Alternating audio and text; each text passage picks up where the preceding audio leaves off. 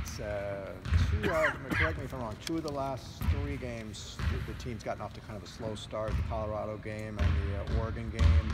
Has that been a talking point? Is that something just, we've got to get out of the gate? Yeah, there's no question.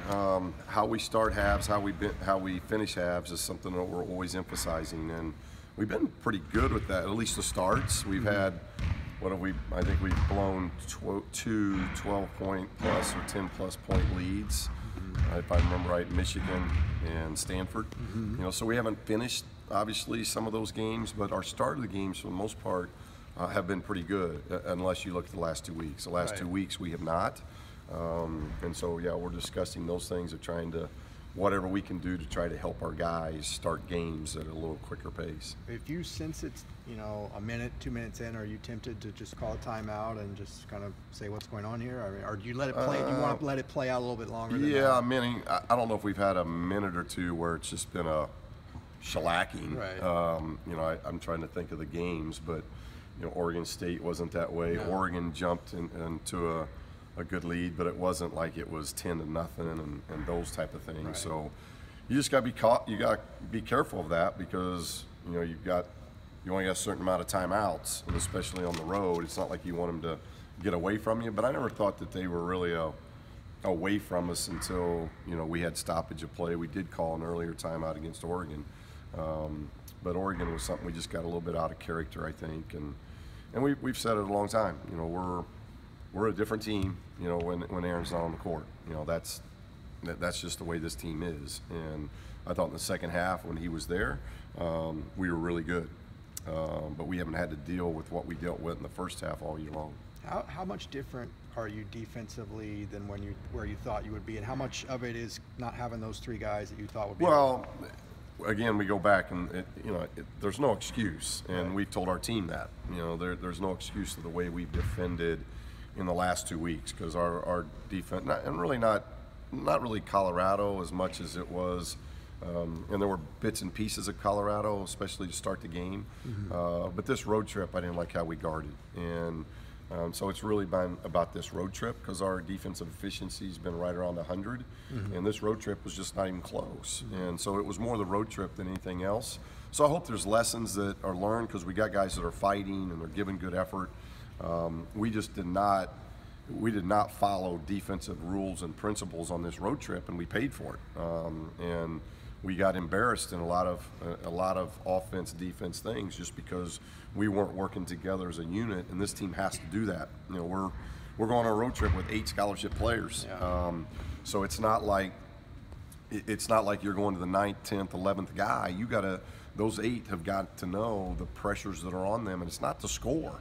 We're scoring. I still think we're maybe first in the league still in scoring as far as efficiency goes. So even when we've had lapses against Colorado, or we had some lapses at Oregon State, first half against Oregon, what hasn't been consistent in that 3-game stretch has been relying on your defense. And we were growing. I thought we were really, really, from the 1st of December all the way through up until Colorado, I was seeing growth defensively. And in the last 3 games, we've had slippage there, and all of our discussions the last 2 days have been, if you're going to continue to have slippage at that end, this team's not going to be successful. This team has got to get their defensive efficiency around 100 or below. We'd obviously like to be below, but it can't be where it's been the last 3 games and think that we're going to have success. You mentioned having only 8 scholarship players. Does that change the way stylistically you play? Maybe play more zone just to not tire them out as much? Well, yeah, and it's kind of a catch-22, because this team is at its best in transition. So this team, for whatever reason, we really play well in transition. And when we've had to play slower tempo games, I don't know this for a fact, we may be 4-4 in our slower tempo games. So obviously our record is better in a higher tempo game. And but Utah was a slower tempo game, but we were really efficient. And when you play a slower tempo game, and that's not your style, you got to be really efficient at both ends. You don't have a lot of room for error. So we would much rather play up tempo. But as I've told the guys, you can't play up tempo if you're constantly taking a ball out of bounds. You've got to play up tempo out of defensive stops. So it's kind of a catch-22 of, I think we'd still rather play fast and we'd rather play up tempo.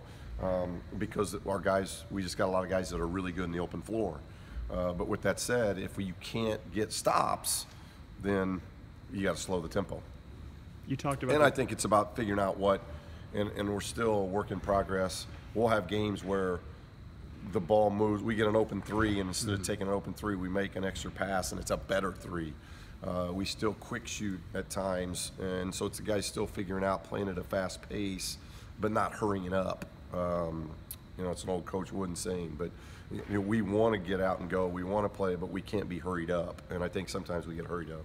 You talked about the team being different when Aaron's on the floor. What can maybe a guy like Jalen do to make that absence of Aaron feel a little bit less? What can he improve or do? Well, I think defensively, and that's where his focal point's got to be. I think he's a very skilled offensive player, scorer, but what he does defensively allows us to maybe give Aaron a little bit of rest, even if Aaron's on the court. If you look at it, with what Aaron's doing, not only his minutes, but his production offensively, he's also guarding the best player on the other team. So there's just an enormous amount of pressure that is put on him day in, day out. And if we can just give him a 2-3 minute blow, even if he can stay on the court, but not have to guard the best player all the time, that helps. So it's not just Jalen, it's the other guards continuing to work on their defensive improvements to where we can do some of those things with him.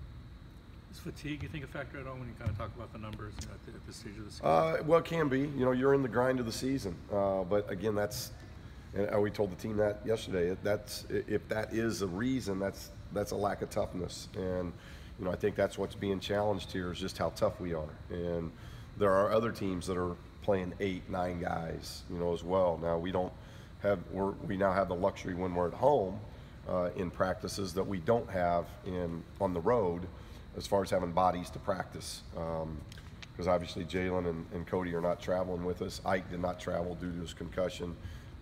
He didn't travel with us as well, and Alec Wolf was sick a little bit on this trip. So we don't have that luxury on the road like we do at home. But those are, in my opinion, those are excuses of soft play, and we don't want that.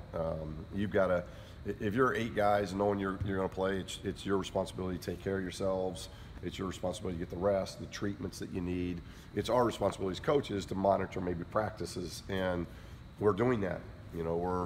Our practices are about an hour and a half Monday and Tuesday, and then we really back off on Wednesday, getting ready for the games that we're playing Thursday and Saturday, and we can't really do much on Friday. So, we're trying to monitor those things. But other than that, it's just a toughness. I think it's more of a toughness thing from a player standpoint of executing a game plan.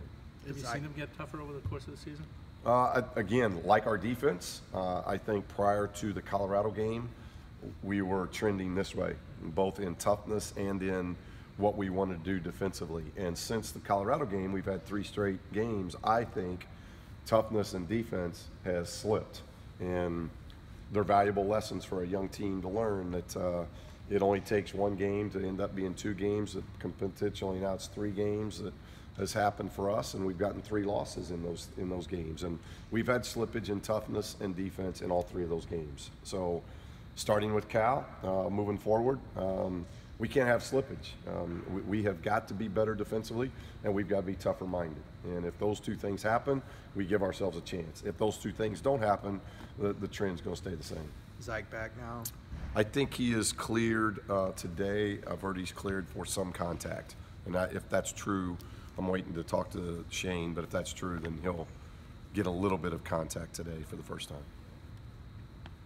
How do you kind of look at putting this last stretch behind you? I mean, do you almost want to just approach it as a clean slate and just say, let's consider this a new season? I think it becomes a situation because of where we were 2 weeks ago with where we were offense, defense, toughness, and now we've had that slippage in 2 of the 3 areas. We've lost 3 in a row to where now I think these next 2 weeks are paramount to setting up the rest of our season, and we told our guys that. I've always been pretty honest with my team as far as not trying to mind trick them into something that's not true, because I was a player once, and coaches that I had, you may play tricks on players' minds, but it's never been about truth and false. I think it's about, the truth is these 3 home games are huge, and it sets up February and March for us, and so the pressure is on us. And we've got to perform at a high level, starting with Cal, Stanford, and then SC.